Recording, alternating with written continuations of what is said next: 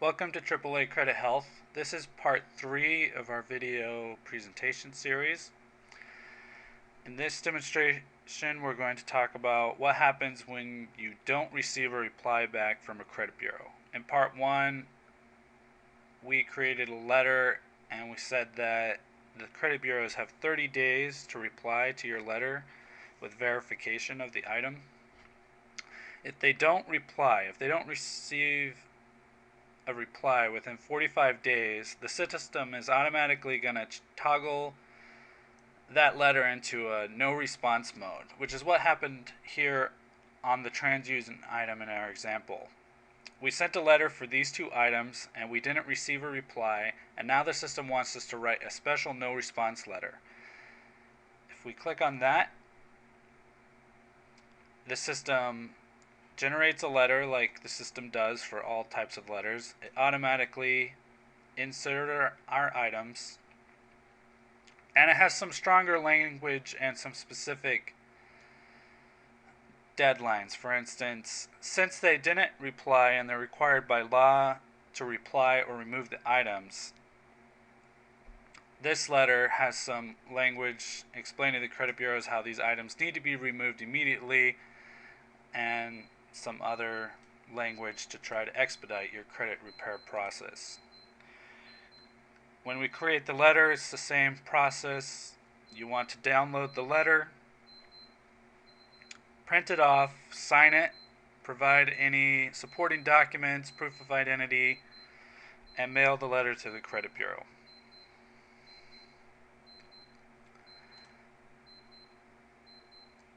With the 3 videos, we have now covered all the different stages of a letter cycle of creating a letter, waiting for a reply, receiving a reply, or not receiving a reply and writing the no response letter. I'm now going to briefly talk about the additional tab areas in the system. On the dashboard tab, as mentioned in part 2, it'll show you a breakdown of all of your credit items for each credit bureau, their current dispute status, and their validation status, if any. Not all credit items can be validated. Certain ones, such as child support obligations or items that are in collection, may be validated, and the system will make that determination and make you aware of which items can be validated and which can't.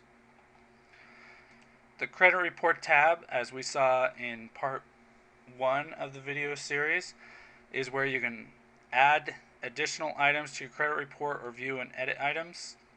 If you click on view and edit items, it'll show you a brief overview of all the details of the items you have for that credit bureau. If you click edit, you will see the details for that item, and you can change them if there was a mistake or some correction that needs to be made on those items.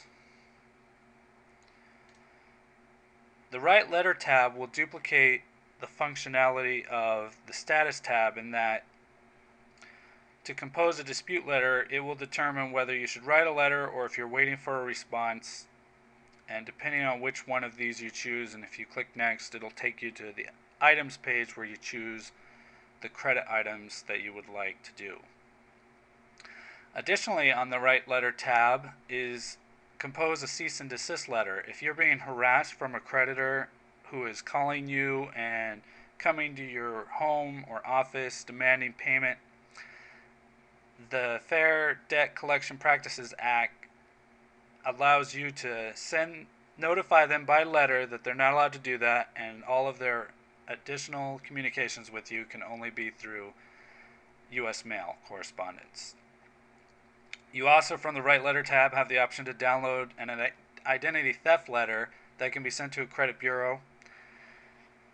This download gives you instructions of all the information you're going to need to compile in order to claim that you have been a victim of identity theft. The Profile tab has your profile information. You want to make sure that your address and other personal information are all up to date, as these things are included on letters to the credit bureau.